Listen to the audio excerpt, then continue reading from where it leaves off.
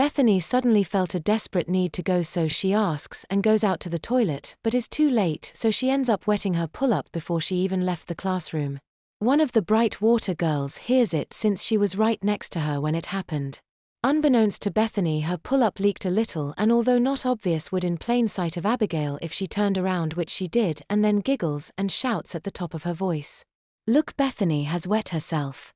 Bethany goes crimson with embarrassment and sits down knowing she has been found out and starts to cry.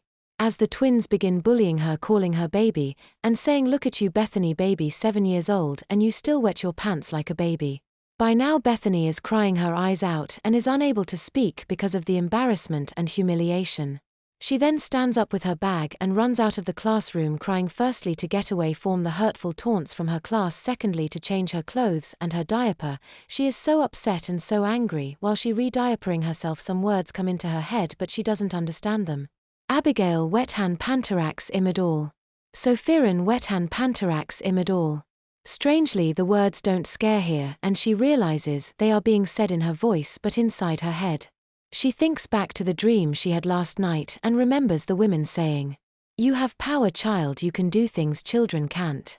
The little girl in the school bathrooms in just her diaper and blouse thinks on this and decides to listen to the words and decided what she will do next time the twins upset her and see what the words do if they do anything at all. Then she puts on her clean skirt, shoes, and socks and plans her next move. Chapter 2. Revenge. Bethany made up her mind. She decided she would let the bullying stew for a while, then hit the twins when they least expected it. It was no secret to her now that she could cast spells, cause her mother could and her sister could, but a spell can easily be a curse.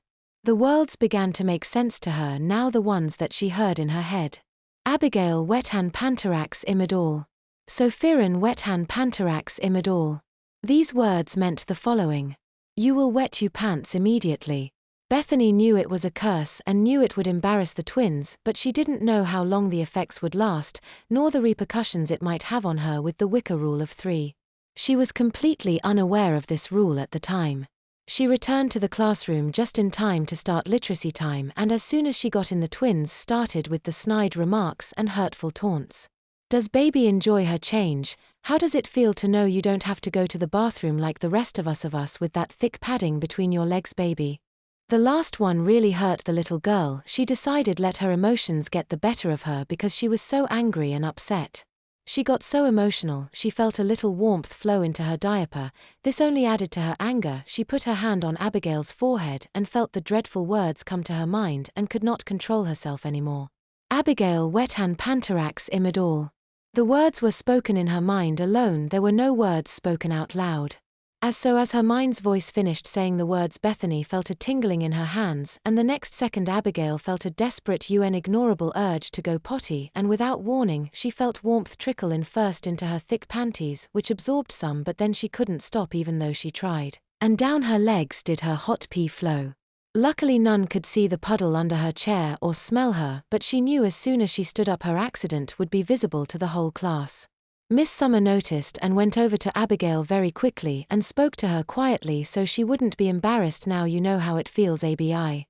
Go now to the nurse's office, I will deal with Bethany separately, okay? Goes on, be quick, your clothes must be cold and clammy by now." ABI was now weeping softly as Bethany had, but at least Bethany, who saw everything, allowed her to retain her dignity. "Miss Summer, can I take ABI to the nurse office? I need to talk to her about something."